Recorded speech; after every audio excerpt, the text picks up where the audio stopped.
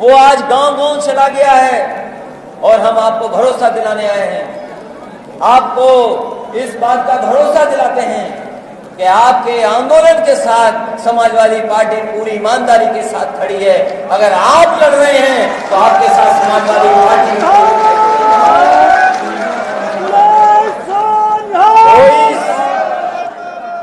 किसी के घर पर पुलिस फोर्स नहीं लगी। सबसे पहले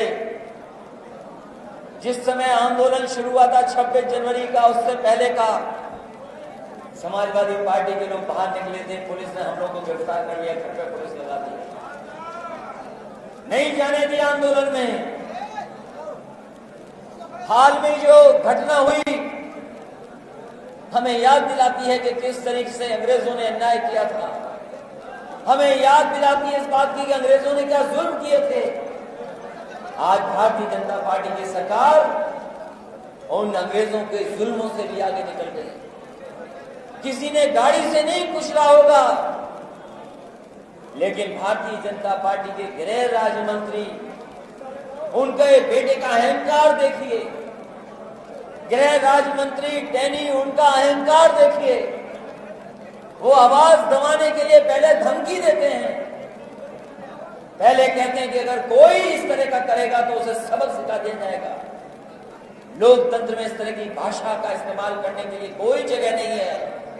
और इसी का परिणाम हुआ कि उनका बेटा गाड़ी लेकर के निकला और जब लोग वापस आ रहे थे अपनी बात कहकर करके, हमारे किसान भाई, हमारे सिख भाइयों को कुचलने का काम किया है। हमें पूरा भरोसा है ये न्याय मिलेगा, और जब तक न्याय नहीं मिलेगा समाजवादी पार्टी आपके साथ खड़ी होकर के कंधे से कंधा मिला करके इस न्याय को दिलाने का काम करेगी। कोई कुचल दे, जान चली जाए, ये दुनिया में नहीं हुआ है।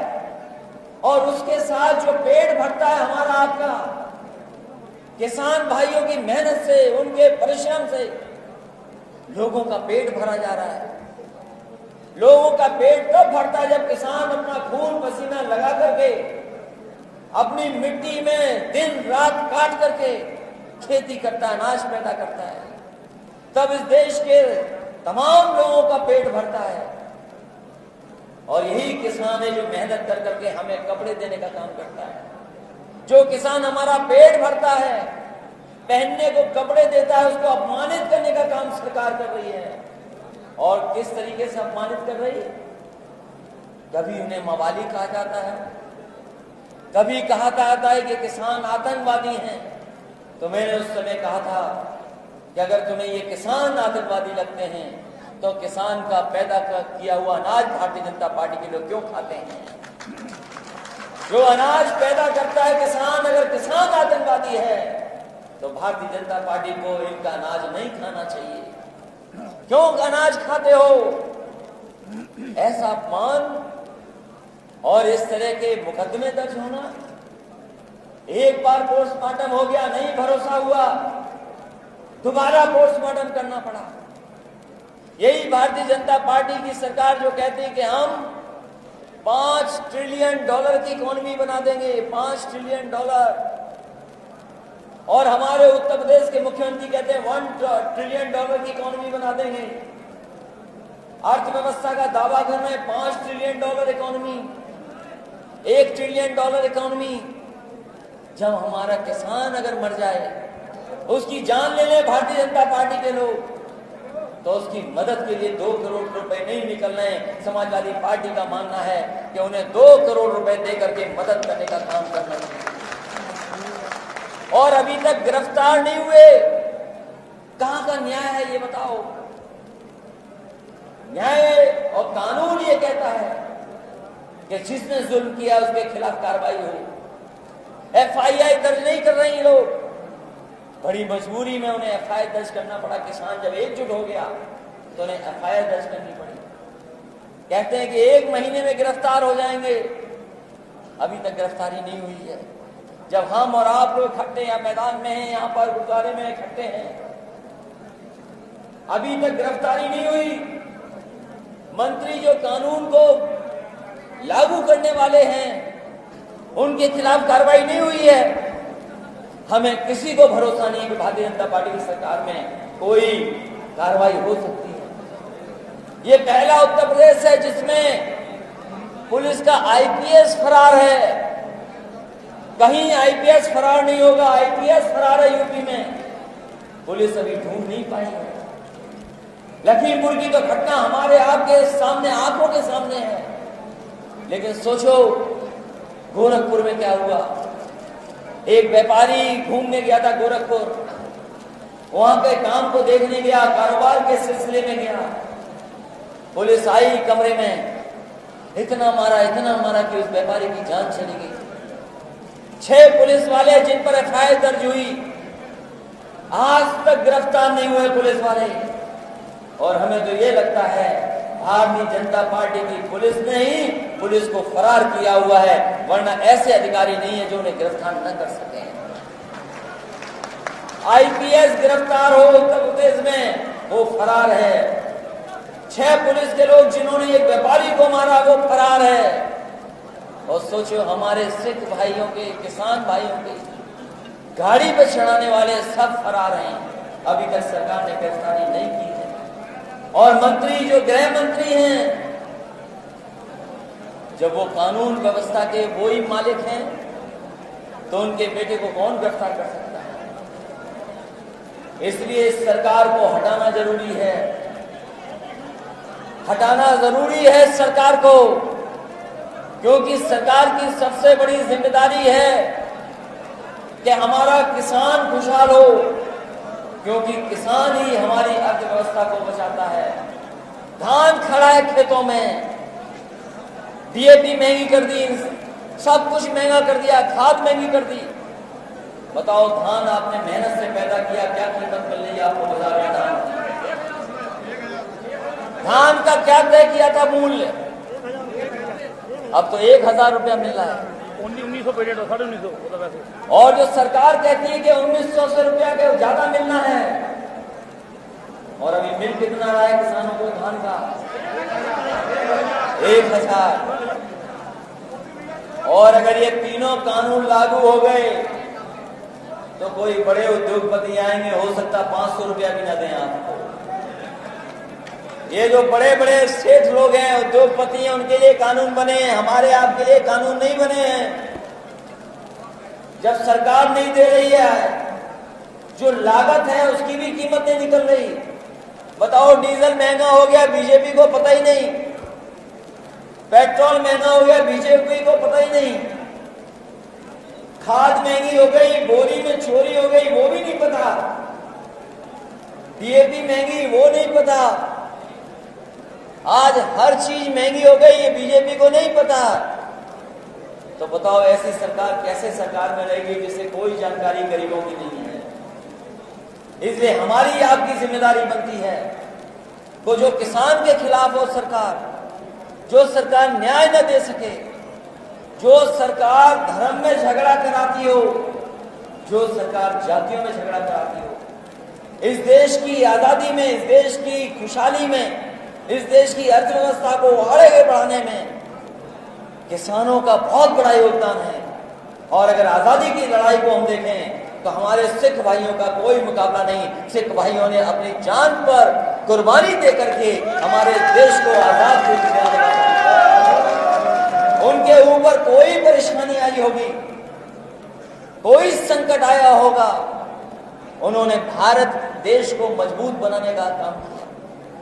और केवल भारत में ही नहीं, हमारे सिख भाइयों ने अपनी मेहनत से, अपने परिश्रम से, अपनी सूझबूझ से, अपनी काबिलियत से अपने लोगों को आगे बढ़ा करके, अपने लोगों की सेवा कर करके न केवल भारत में और दुनिया में पहचान अगर किसी धर्म ने बनाई है तो हमारे भारत के सिख भाइयों ने दुनिया में पहचान बनाने का काम किया। आज चाहे अमेरिका हो, इंग्लैंड हो, कोई दुनिया का देश हो, अगर भारत का सम्मान किसी ने बढ़ाया है तो हमारे सिख भाइयों ने मेहनत कर करके वहां भी सम्मान बढ़ाने का काम किया।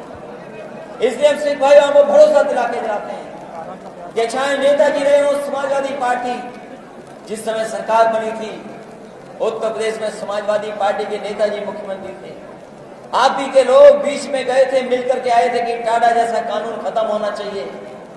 नेताजी ने इस प्रदेश में टाडा जैसा कानून खत्म कर करके हमारे सिख भाइयों को न्याय दिलाने का काम किया। एकजुट हो जाइए, एकजुट, एक साथ खड़े हो जाइए। ये भारतीय जनता पार्टी के लोग बहुत कमजोर लोग हैं। हम तो बड़े बड़े संतों को देख रहे हैं।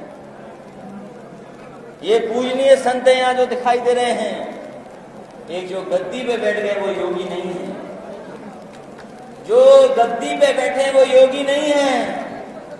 जिन्होंने गुरु नानक जी को पढ़ा होगा, जिन्होंने गीता पढ़ी होगी, वो जानते हैं कि योगी की परिभाषा क्या है। माया के बीच रह करके माया से दूर हो वो योगी होता है। जो दूसरों का दुख अपना दुख समझे वो योगी होता है। तो बताओ हमारे मुख्यमंत्री जी कहां माया से दूर हैं, कहां कुर्सी से दूर हैं, कहां दुख समझ पा रहे हैं। जो योगी वही है। गुरु नानक जी को पढ़िए, गीता को पढ़िए, उसमें आपको परिभाषा होगी कि योगी कौन है। माया के बीच में रह करके माया से दूर, माया के बीच में माया से दूर, और जो दूसरों का दुख अपना दुख समझे वही योगी है। लेकिन हमारा योगी तो मुख्यमंत्री जो है वो अन्याय करते हैं, अन्याय करते हैं। केवल कपड़े पहनने से योगी नहीं होता। उस कुर्सी पर अगर आप बैठे हैं, अगर आप न्याय करेंगे, दूसरों का दुख दर्द समझेंगे, तब आपको लोग कहेंगे कि आप योगी हैं। आप न दुख समझ रहे हैं, न किसी को न्याय कर रहे हैं, आप योगी नहीं हो सकते हैं। और अब तो समय खत्म हो गया। ये तो समय खत्म हो गया। आज हम लोग अक्टूबर में मिल रहे हैं, नवंबर, दिसंबर, जनवरी में चुनाव की तारीख आ जाएंगी। जनवरी तक चुनाव की तारीख आ जाएंगी। अन्याय ये सरकार नहीं कर सकती। अगर दिल्ली की सरकार हिलानी है हमें और आपको, तो उससे पहले उत्तर प्रदेश की सरकार हिलानी पड़ेगी। दिल्ली की कुर्सी हटानी है तो यूपी की कुर्सी हटानी है, क्योंकि दिल्ली का रास्ता यूपी से है। और जो लोग बैठ गए वहां पर, बॉर्डर पे बैठे हैं हमारे किसान भाई, वो सरकार हटा के ही उठेंगे, उससे पहले उठने वाले नहीं हैं। हमारे यूपी के लोगों की जिम्मेदारी है। ये बीजेपी के लोग यहीं से घुसे थे दिल्ली के रास्ते, यहीं पर जीते थे पहले, तब दिल्ली मिली थी नहीं। इस बार हमें इनका सफाया यूपी से ही करना है, तब दिल्ली से अपने आप सफाया हो जाएगा। इसलिए आज हर वर्ग के लोग इस सरकार के खिलाफ खड़े हैं। हिंदू, मुसलमान, सिख, ईसाई, हम लोगों को यही पढ़ा गया है, सब है भाई भाई।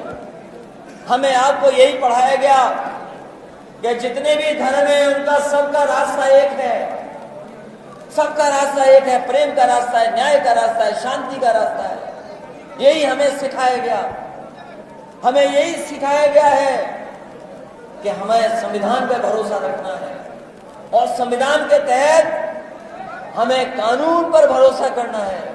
और जब हमें न्याय न मिले, जब हमें कानून हमारी मदद न करे, संविधान की धज्जियां उड़ने लगे, तो हमारी आपकी जिम्मेदारी बनती है कि एक होकर के ऐसे लोग जो संविधान की धज्जियां उड़ा रहे हैं, कानून पर भरोसा नहीं करने के खिलाफ खड़ा होना पड़ेगा। इसलिए आज के दिन जहां हम सब लोग इकट्ठे हैं, मैं श्रद्धांजलि देता हूं नछत सिंह, जो हमारे वहां पर एक्सपायर हुए हैं, जिनको किसान आंदोलन में जिन पे गाड़ी ने कुचल दिया। स्वर्गीय नछत सिंह जी, स्वर्गीय लवप्रीत सिंह, स्वर्गीय सुखविंदर, स्वर्गीय जगदीश सिंह, हम सबको श्रद्धांजलि देते हैं और भगवान से यही प्रार्थना करते हैं कि उनके परिवार पर जो ये संकट की घड़ी आई है, ये दुख आया है, इसको सहने की शक्ति दें। और हम आपको भरोसा दिलाते हैं हर रूप में हम उनकी मदद करेंगे। हमारे किसान भाइयों की भी जान गई, वहीं एक पत्रकार साथी था, उसकी भी जान चली गई। उस पत्रकार रमन कश्यप